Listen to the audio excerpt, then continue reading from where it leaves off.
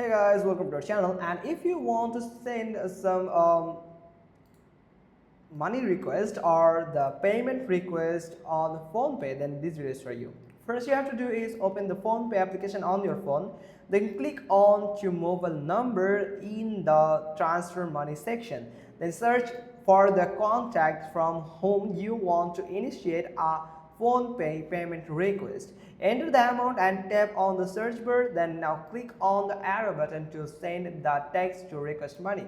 So if you don't have this option, send the text to request money, or this option feature on your phone, but that's when you are not eligible for it yet. You must need to wait until you get eligibility to get this permission to send a request to the recipients whom you for a request for payments or any other reasons.